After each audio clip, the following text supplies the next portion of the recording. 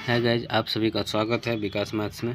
देखिए आज एएलपी का प्रीवियस ईयर क्वेश्चन लाए मैथ का चुनिंदा प्रश्न। इस प्रश्न को हम आसान तरीका में हल करेंगे। आप लोग देखिए और पसंद आए तो लाइक एंड शेयर कीजिएगा और चैनल को फॉलो कर लीजिए इस प्रकार का क्वेश्चन सबको आसान तरीका से हल करने के लिए। तो देखिए फर्स्ट क्वेश्चन है दोस्तों, निम्नलिखित में से कौन सी एक त्रिभुजाकार संख्या नहीं है। त्रिभुजाकार संख्या के बारे में मैं थोड़ा सा बता दूँ। त्रिभुजाकार संख्या क्या होता है। त्रिभुजाकार संख्या के लिए कोई सूत्र या कोई ट्रिक नहीं है। इसमें लॉजिक होता है, ये इसका कंसेप्ट है कि पहला संख्या इसको एक मान लेंगे। फर्स्ट नंबर अगर हम एक लेते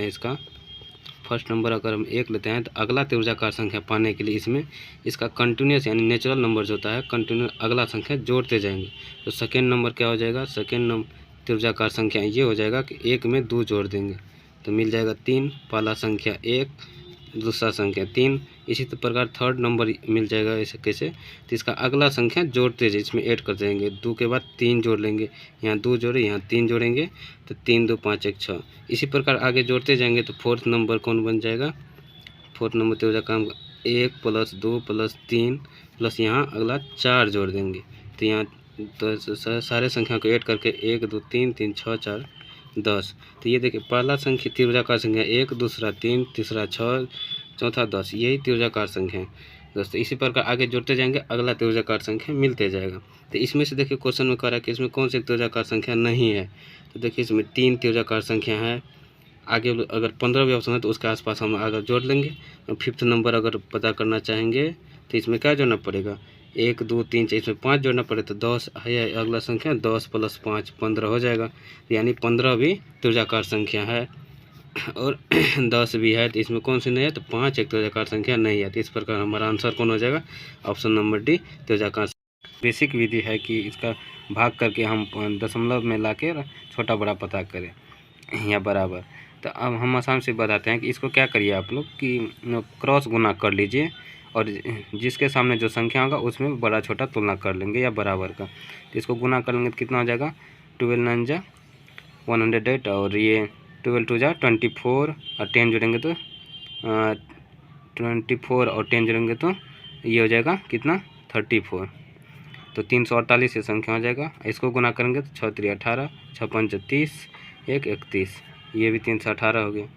तो इसमें देखिए बराबर का ये क्या, तो बराबर का, तो ये बराबर संख्या नहीं हुआ तो ये ऑप्शन कौन सा सही पूछ रहे थे, सही नहीं हुआ। आगे देखिए इसको गुना करेंगे तो 6 3 18, 6 4 24, 1 25, 258 हुआ। इसको गुना करेंगे तो ये सेम संख्या गुना किए यहाँ, ये 348 से हो जाएगा। तो देखिए ये भी बराबर नहीं हुआ। अब आगे देखिए ये ऑप्शन नंबर सी कि इसको गुना करेंगे, यहाँ भी सेम संख्या गुना किए तो बार बार वही संख्या है तो ये देखो 348 हो जाएगा। और ये देखिए इसको भी गुना किए यहाँ 6 43 का तो ये हो जाएगा 258। तो यहाँ देखिए इसमें बड़ा है, ये चिन्ह क्या है, बड़ा है। तो इससे 258 ये हुआ और ये हुआ 348, इससे बड़ा हुआ ये, यानी ये ऑप्शन नंबर सी सही है। और यहाँ देखिए तो ये सेम संख्या है लेकिन ये छोटा चिन्ह तो सौ कि यहाँ बड़ा हो गया तो ये छोटा होगा ही। इस प्रकार ऑप्शन नंबर सी आंसर हो गया। नेक्स्ट क्वेश्चन देखिए दोस्तों, क्या कर रहा है, निम्न में से कौन सा संख्या का वर्गमूल एक अपरिमेय है। अपरिमेय का मतलब क्या हुआ, जिसका पूर्ण रूप से वर्गमूल नहीं टूटे वो अपरिमेय। तो देखिए ये भी 18 क्वेश्चन 2018 का क्वेश्चन पूछा क्वेश्चन है। तो देखिए आप लोग को कम से कम 50-60 तक स्क्वायर याद होना चाहिए अगर एएलपी रेलवे की तैयारी करें या कोई भी कंपटीशन का। तो ये है 10 24, ये कितना का स्क्वायर है, तो ये 32 का स्क्वायर है। और ये किसी का स्क्वायर नहीं, इसको देखते हैं अभी तक, ये क्या है 64 का स्क्वायर हो जाएगा आपको, ये 64 का स्क्वायर हो जाएगा, ये 32 का स्क्वायर है और ये हो जाएगा आपको 49 का स्क्वायर। तो ये सभी स्क्वायर है। तो अगर इसका मतलब स्क्वायर है तो ये क्या है, किसी इसका वर्गमूल है। इन संख्या का वर्गमूल हो गया 49, इन संख्या का वर्गमूल हो गया 64, इन संख्या का वर्गमूल हो गया 32। यानी इसका कोई वर्गमूल होती है, वर्गमूल जिसका नहीं टूटे वो क्या होता है, अपरिमेय संख्या होती है। इस प्रकार ऑप्शन नंबर बी आंसर हो गया। उसके बाद नेक्स्ट क्वेश्चन देखिए दोस्तों, ये भी एलपी क्वेश्चन। इसमें देखिए कितना सिंपल है, बच्चा वाला क्वेश्चन है लेकिन थोड़ा सा इसमें भी बहुत आदमी गलती कर देते हैं। लॉजिक क्या है, ए का मान दिया है a बराबर -14 + 4। इसका अर्थ क्या हुआ कि इसमें से ये घट जाएगा और चिन्ह होता है हमेशा बड़ी संख्या के अनुसार। तो यहाँ से अगर 14 में से 4 जगह घटा दीजिए 10 और चिन्ह इसमें बड़ी संख्या का माइनस हो जाएगा। अगर b का मान देखें इसमें तो b का मान दिया है 4 - 14, यही संख्या है लेकिन लिखने का तरीका अलग अलग कर दिया है। तो 4 - 14 कितना हो जाएगा, ये भी -10 होगा। अब दिया ए बी का मान, तो ए बी का मतलब क्या हुआ, ए बी का गुना करना, ए गुना बी, इसका अर्थ हुआ ए गुना बी कर दीजिए। इसका मान भी -10 है और इसका मान भी -10 है। दोनों का आपस में गुना कर दीजिए तो कितना हो जाएगा, माइनस माइनस गुना में प्लस हो जाता है और 10 × 10 100 हो जाएगा। तो 100 देख लीजिए कि ऑप्शन नंबर सी इस प्रकार आंसर हो गया। नेक्स्ट क्वेश्चन देखिए दोस्तों क्या लिया है क्वेश्चन। तो तपस, अवि और ऋषि के बीच एक केक को बांटा गया है। तपस को केक का 1/2 भाग मिला, ऋषि को 1/3 भाग और शेष अवि को प्राप्त हुआ। तो अवि को कितना भाग प्राप्त हुआ। तो देखिए दोस्तों तपस को हम टी मान लेते हैं, तपस को मिला 1/2 भाग और ऋषि को आर मान लेते हैं, ऋषि को मिला 1/3 भाग।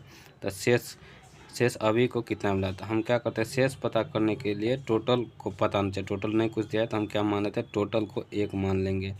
और ये कितना खर्च हुआ यानी ख़त्म हुआ, तो ये पता करने के लिए दोनों क्या करना पड़ेगा, सम्मिलित करना पड़ेगा। 1/2 + 1/3 करेंगे तो कितना हो जाएगा कि एलसीएम हो जाएगा 6, 2 तिया 6 और 3 दूना 6, तो ये हो जाएगा 5/6। अब शेष कितना, शेष पता करने के लिए अभी को कितना मिला शेष, तो ये वो टोटल में से ये भाग घटा देंगे। ये कितना हो जाएगा 6 - 5/6, तो ये कितना हो जाएगा 1/6। देखिए 1/6 किस में, तो यहाँ बी नंबर इसका आंसर हो जाएगा। तो कैसा लगा दोस्तों कमेंट करके जरूर बताएं। और ये वर्गमूल निकालने में किसी को दिक्कत हो, इस पर अगर वीडियो चाहिए तो कमेंट कीजिए। थैंक्स फॉर वॉचिंग और शेयर कीजिए आप लोग। थैंक